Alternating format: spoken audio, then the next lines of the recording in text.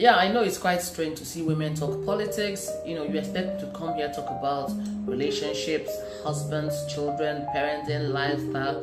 But no, today I am talking politics, and I'll tell you why. For the first time in ages, the political landscape in Nigeria observed a very fundamental shift. With the emergence of Peter Obi as flag bearer for the Labour Party and the political awareness brought on by the obedience movement, we went to the polls on the 25th of February to vote for the presidential election and the National Assembly and House of Reps. The world was waiting for the result because it seemed as though for the first time, Nigeria would make a different choice. For the first time, Nigerians will make a different decision. And the world was excited. African countries, they were even campaigning for Peter Obi. Now, on that day, imagine my shock, awe, and surprise when I saw my polling unit see people. People were everywhere. We had the pregnant women. We had the old, the elderly, the infirm, those who were not feeling too well, but they decided I must cast my vote. In fact, I even know someone who was booked for a cesarean on that Saturday, and she said, I must go and cast my vote before I go to give birth. I was amazed. Now, Bola Tinubu of the APC and Atiku Abubakar of the PDP and Peter Obi of the Labour Party were the three main contenders. And for the first time in Nigeria, we saw a huge spike and rise in voter registration. We have 50, 60-year-olds who had never voted in their lives. But for some reason, they decided 2023 will be the year I must cast my vote. Why? The mess we found ourselves in as a country was such that everybody was concerned. Nobody was sitting by the wayside. We didn't have any bystanders. We had active participators in the political process. Now, on that 25th morning, the polling unit was full. As in, there was excitement, palpable excitement in the air. Everybody wanted to vote. And in Rivers State, I live in Port Harcourt. In Port Harcourt, where I live, I can tell you for free, Peter Obi won a huge chunk of this vote. Of course, this was not reflected when the results came out. And everybody was rejoicing. I even went live on my Instagram page. I posted videos. In fact, watch this video and see the excitement and the number of people who were there that day. Now, when the results came out, imagine our shock.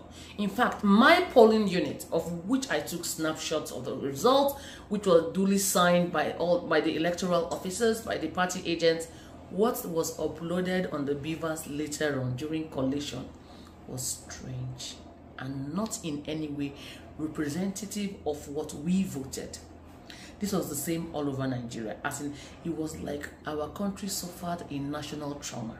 People were crying and everybody seemed to be on the edge. Nigerians felt a keen sense of loss. Like, you know how someone behaves when his or her child dies? That was exactly what happened. Nigerians were bitter. Of course, Peter Obi is in court with INEC and the other parties. Now we had to prepare for the gubernatorial and House of Assembly elections. And guess what?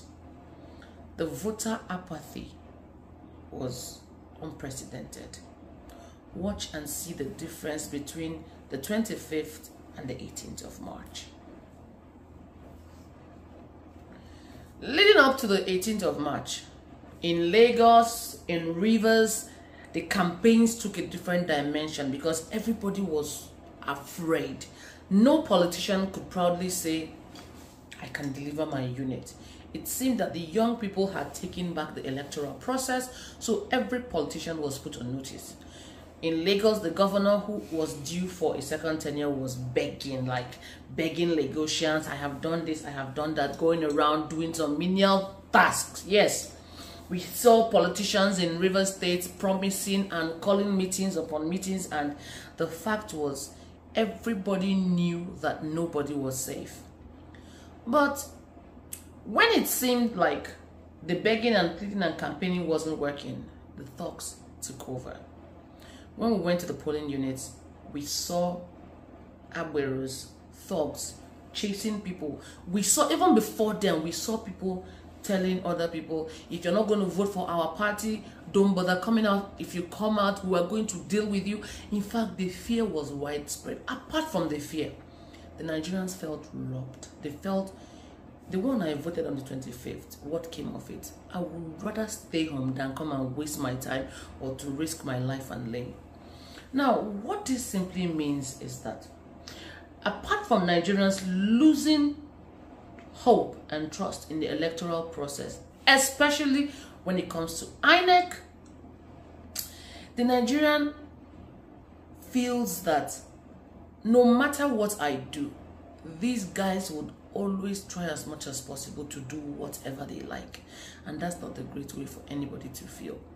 I feel very sad, I feel very unhappy, and I am waiting to see what the result of this whole gubernatorial elections all over Nigeria will be like.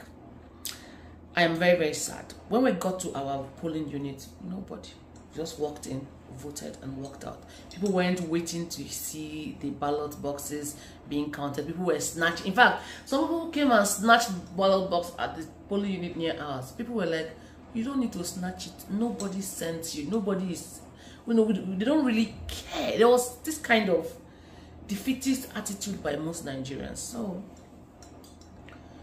we are waiting to see how this whole electoral process for the Guba candidates will pan out. But what I saw today really, really broke my heart. It really broke my heart. And of course, I'll be bringing you more electoral gists and anything I can lay my hands on to see or tell you how Nigerians are feeling and what my opinion is on that. Thank you very much for watching, and please subscribe to my YouTube channel where I have come again.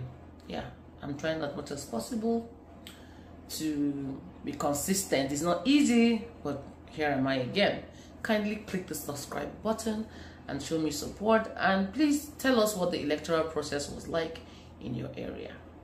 Thank you guys.